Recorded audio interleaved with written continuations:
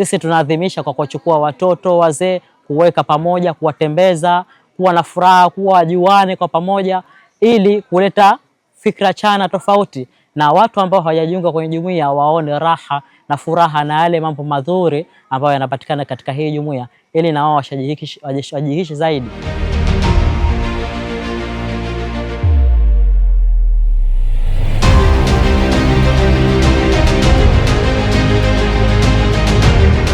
Mwanzo tulianza tukiwa watu kama 4, tukajiorganize tukafika 10 kama ni viongozi. Baadaye tukaanza kutafuta wenzetu ambao wanakuja kliniki na wasio kuja kliniki.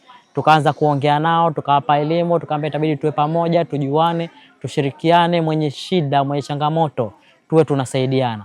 Na mpaka sasa hivi tumefanya hilo jambo, mpaka tumeanzisha jumuiya yetu, tumesajili wanachama, mpaka hivi sasa tuna chama takribani wanafika 400.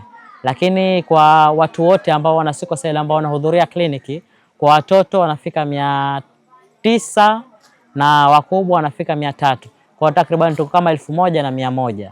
Mimi mwenyewe pia ni muathirika wa hilo ugonjwa wa sickle cell, na nimepata maradhi nikiwa kama na miaka 10 ndio yamegundulikana maradhi. Mpaka sasa hivi mimi nina miaka 58, sema leo kweli.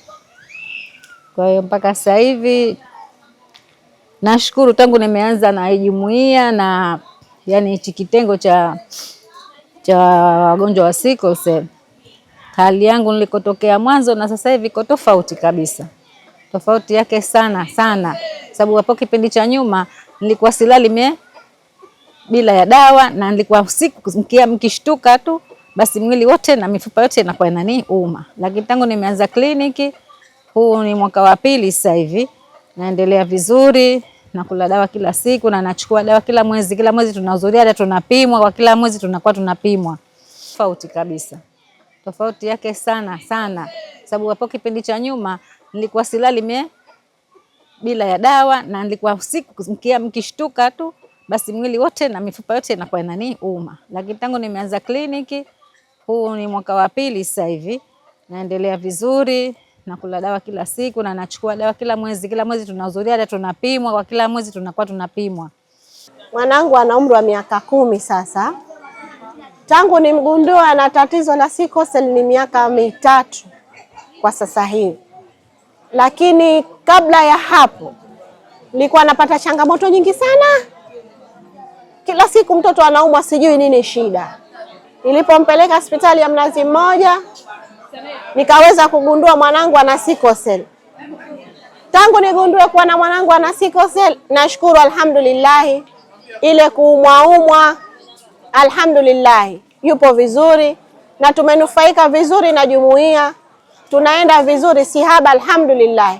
Jumuiya ina muono mwingi, lakini tunataka tuzidi kufika mbele zaidi ya hapa tulipofika.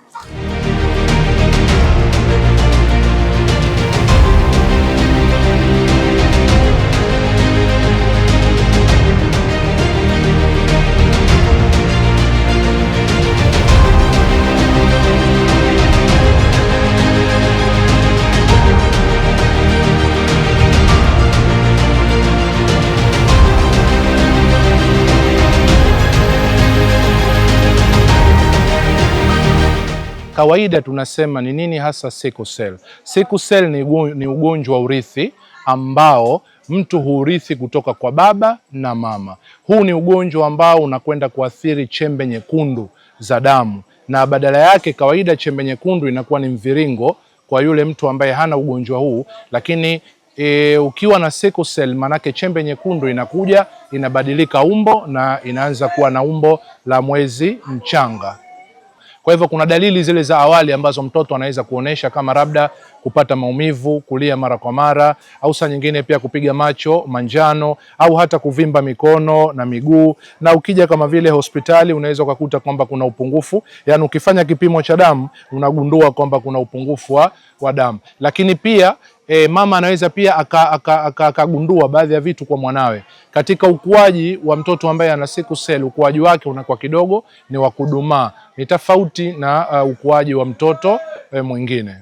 Kwa hiyo wazazi tunajaribu kuwapa elimu kwamba mzazi yoyote Aidha yule ambao tayari tuko naye clinic au yule ambaye wewe upo hapo nyumbani una mwanao ambaye anaonesha dalili hizi, ina maana ni vizuri ukamleta hospitali. Dalili ambazo tayari nimejaribu kuzioanisha hapo mwanzo, ikiwemo kupata maumivu, kubadilika kwa macho kuwa manjano, lakini pia kupata kuvimba miguu ama mikono, au pia ukuaji wa mwanao unaona kuongezeka uzito kama unaenda naye kliniki, pia inakuwa iko ndogo. Unapopima kipimo cha damu unagundua kwamba damu yake inaanza kupungua. Kwa hiyo tunakushauri kwamba mtoto huyu anahitaji kuja hospitali, na kwa sasa hivi tuna vipimo ambavyo mtoto huyu tunamfanyia, ambao tunasema kwamba tunakwenda kupima ile sickle cell, na tayari tunagundua na tunamuunganisha katika kliniki yetu kwa ajili ya kumwanzishia matibabu yale husika ya sickle cell. Ninachowaomba wazazi wenzangu, tusiwafungie watoto ndani,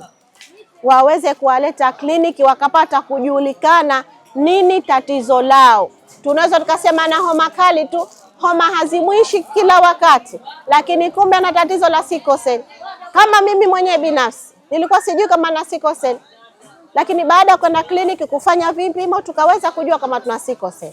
Kwa kweli jamii wajitokeze kwa wingi. Kuna watoto ndani bado wana maradhi majumbani, hawajui kama ni maradhi ya sickle, na wanahisi kama ni homa tu ya kawaida au homa ya manjano, kwa sababu matatizo haya ukipata homa tu kidogo na damu inaruka.